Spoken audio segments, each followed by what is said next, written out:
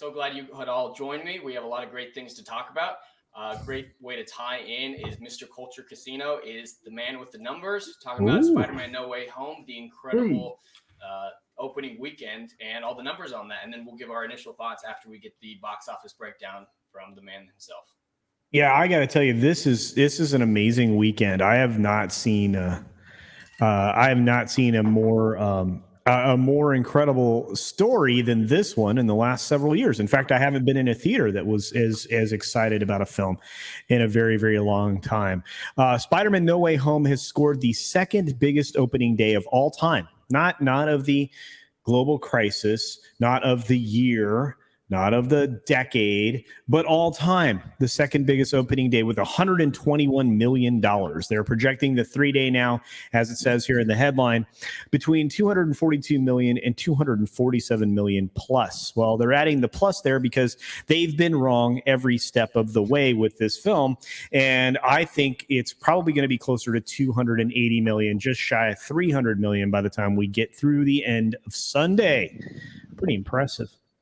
That's quite incredible. No matter what you think of the movie itself, it's hard to deny that the fans are liking it, at least to this extent that they come out and take a look. Yeah. Quite impressive. Cool. But if you look at this, and this is this here is the Saturday AM update. So this is not even anywhere close to probably reality now.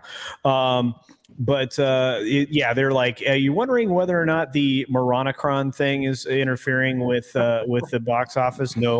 No, this is breaking that narrative. Moronacron is not doing anything to anybody right now, at least as far as the movie box office numbers are concerned. I mean, it might be doing something to somebody. But anyway, Sony's Marvel Spider-Man No Way Home charted the second best opening day in history, at least domestically, at $121.5 million, which included the $50 million preview that happened Thursday. But interestingly enough, that means it made $71.5 million on Friday alone, which was a pretty big number. If you look at that, Endgame is the only one that's bigger than it has been at $157.4 million, and it is tracking faster and better than the Force's Female at $119.1 million. So as you can see there, it's doing pretty well, and I have this expectation that it's going to do even more. So this is pretty great. It's got a lot of villains, it's got a lot of heroes, it's a lot of fun, and the audience is coming out in droves. They are thinking, and again, this is their estimate, not mine, $242 million to $247.5 million. And again, they add that plus sign because they've been wrong every single time. But if it gets to that number, what they're projecting, it'll make it the fourth best opening in all of box office history domestically. And we're not even talking about the international numbers yet, because those are trickling in from various locations. And as you can see here, that's tracking at $114 million overseas in its 2-day debut as well. So the interesting thing is they're counting 9.2 million people who've seen the film so far. There are some really cool numbers here, guys, and we'll go through them really fast. They're tracking 10% higher than the rinse of soybeans, and I think that's pretty great. But when we get down to some of the important numbers that are going to blow up more narratives, let's do this. First of all, it's showing 5 stars from general audiences, tracking at 96% positive, 91% definitely recommending the film. Kids under the age of 12 giving it a 98% grade. So the kids are digging it. The 18 to 34 demo, which is always the most important when it comes to blockbusters, they're showing up with a 70% of that group that they anticipated were with men under 25 at 38% of the audience. 38% of the audience is male under 25. So it's not as big a number as you would expect. They're rating it 97%. Men at 25 over, 25% of the audience. That is a 96% grade. So it is tracking right now at about 63% of the audience being male, which is expected for a superhero film. Okay, that's not that uncommon. But you were seeing women under 25. That's 22% of the audience. They're giving it a 95% grade. The over 25 ladies are 15% of the audience, and they're giving it a 92% grade. So this film is in the high 90s, guys, and everybody's liking it. Diversity, this thing is tracking in a ridiculous way. First of all, the number of Caucasian members of the audience is 32%. That's a number that's lower than so that's underrepresented in if you look at any of the recent reports from the theatrical exhibitors.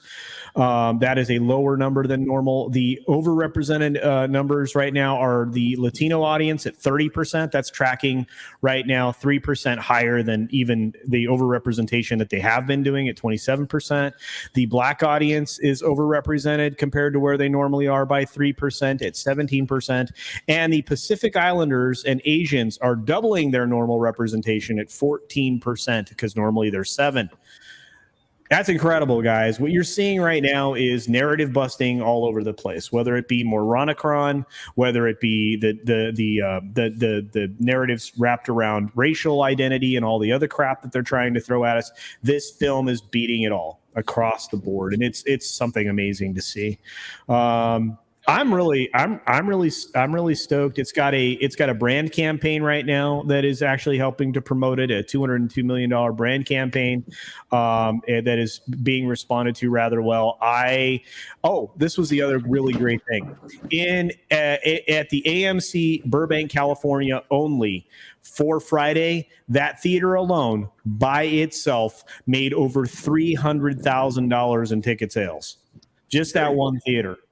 Okay, there were 8 theaters that grossed over $200,000 a piece on just Friday. There were 180 theaters making over $100,000 just on Friday.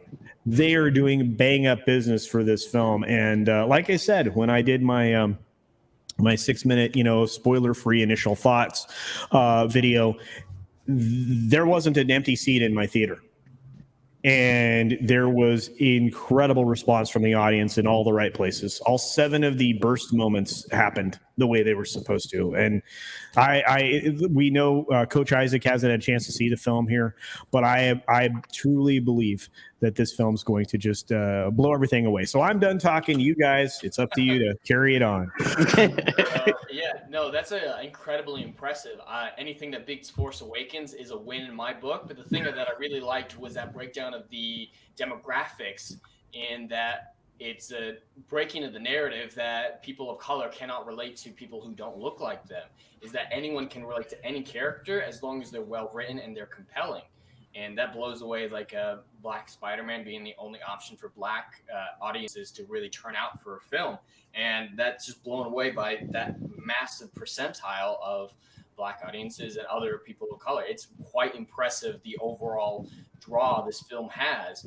And we'll get into our initial thoughts in a minute, but it's incredible to see that in this time of supposed pandemic, that a film can do better than most films would do in a regular so-called theater experience time. And that's just a lot of high numbers that are quite impressive at any time, and blows especially the previous Marvel movies out of the water. And it's just a